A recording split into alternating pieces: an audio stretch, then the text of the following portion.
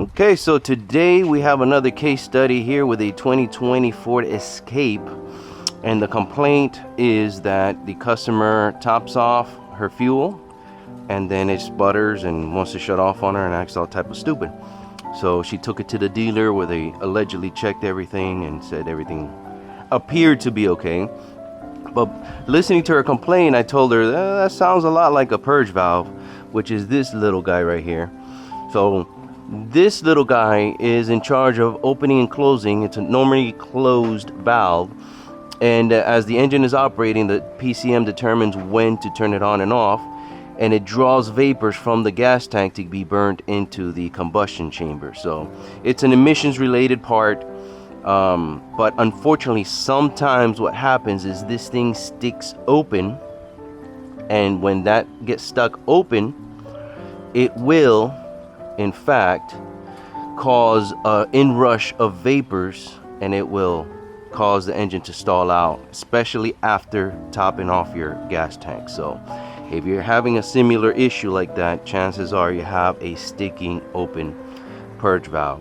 Now they're sometimes a little tricky to find out because they intermittently stick. So I've had them to where they give me a run for my money because you check it and it's fine, and check it and it's fine, check it and it's fine. And then it just so happens when you catch it in the right spot or the right time, and then you realize what is going on. So the first thing is there is no check engine light in this vehicle. So let's go in the car and I'll show you that real quick. Okay, so we're here inside the vehicle. We're gonna go ahead and let's just turn it on, just because I have to turn it on anyways. But as you can see, there is no check engine light, just a flashing TPMS light. This vehicle doesn't have a whole lot of miles on it, I don't think. I think it only has like 100 and something.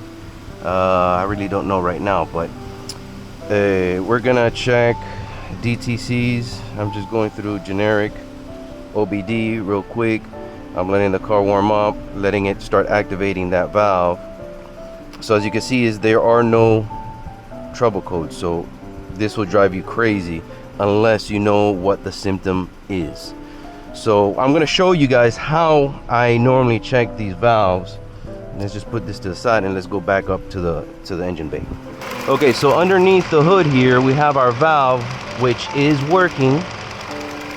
I can feel it, I can hear it. It's a little click, click, click, click, click, click, click, click, click, click. That's what it's supposed to do. The PCM is turning it on and off. So this one is a little tricky because of the connector here. I'm gonna have to do a little bit of different setup here, but don't worry, I'm gonna give you a visual so you guys can see what I'm looking at. Let's go ahead and get some candle power going over here.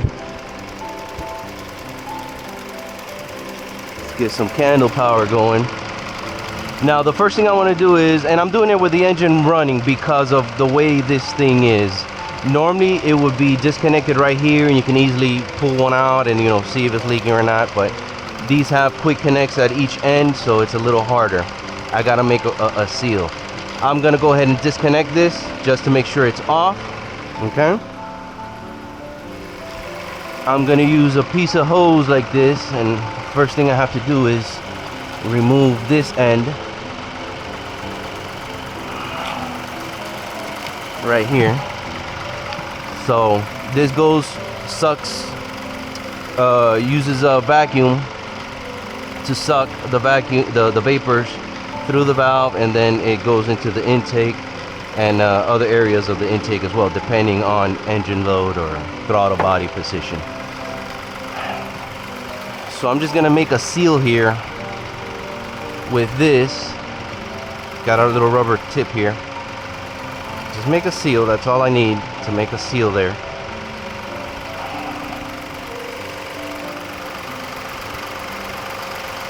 Okay, and I'm gonna feel for vacuum here. There should be no vacuum because this should be sealed shut. So just to give you guys a visual, I'm gonna go ahead and put this vacuum gauge on there just to give you a visual. You see that? Look at that. we have vacuum. There should be no vacuum at all. There should be no vacuum at all. I know this is a little off, but as soon as I hook it up, we have vacuum. That's unacceptable. We are drawing vacuum through here when we're not supposed to. That's why when you fill up the tank, it pushes all those vapors in here into the intake, and it stalls out the car. Now once you get those vapors out of there, the car will run like a dream. So like I said, normally in a different setup, because this is a quick connect, you know, I really can't stick my thumb over it easily or anything like that. That's why I have to do something like this. In many other makes and models, you just disconnect it right here at the valve. I don't know why Ford didn't do that. Real easy to get to here, disconnect, bam bam, bada bing, bada boom, and you're done. So we already have our culprit, we have our new part. The customer supplied her own part. There is the part number from Ford. Here's the part number right there. And we're gonna go ahead and install this. Okay, so let's go ahead and shut it off and get to work. Let's go ahead and just remove this. It shouldn't be too crazy. It's pretty straightforward. Some of these are actually quite a bear to remove because they go underneath the intake plenum, and they just turned it into a whole thing. So we also have to remove here and here. Okay, it comes with all these new tubes. Technically this one you don't have to replace. Okay.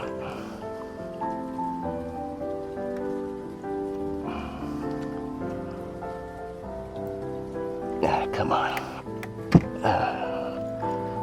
They tend to stick.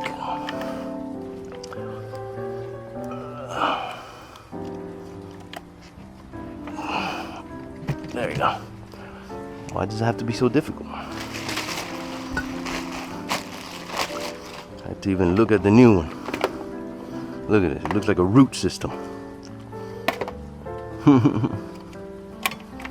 Okay.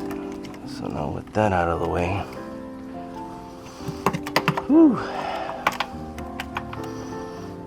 Now with that out of the way, we have an interesting dilemma here. This goes, let's just put this to the side. This goes underneath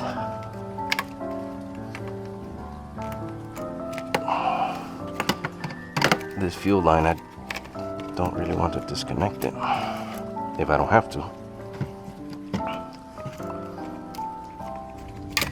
Okay. And now we're gonna do the same ordeal. This guy has to go through here.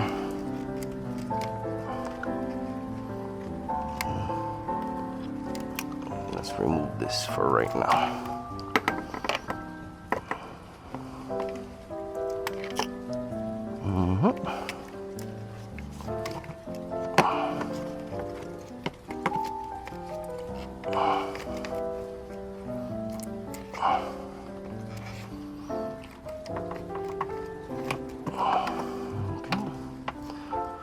There we go. Kind of goes underneath this here, just like that. And then this little guy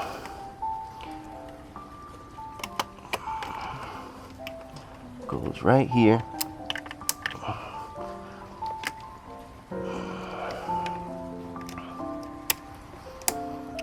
Just like that. Just like that.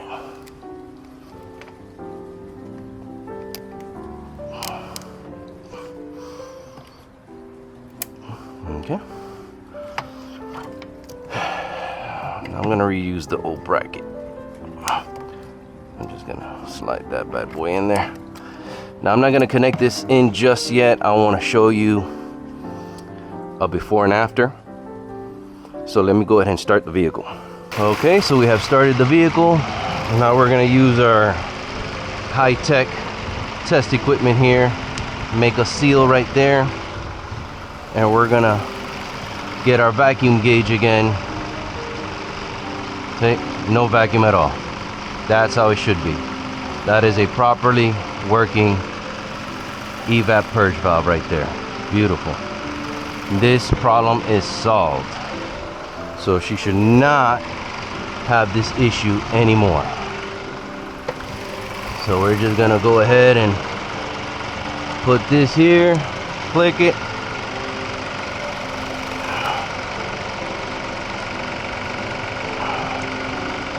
Put this here where it belongs. Reconnect. Make sure we didn't set a code when we disconnected this. Oh. Alright, there it is, it's working.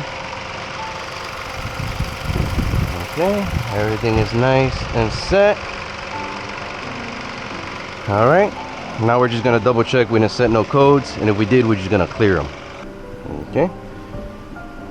EVAP purge control valve A circuit. Okay, so all we're gonna do is we're just gonna clear it. Let's see if it'll clear with the engine running. Yeah. Even though it told us conditions not met.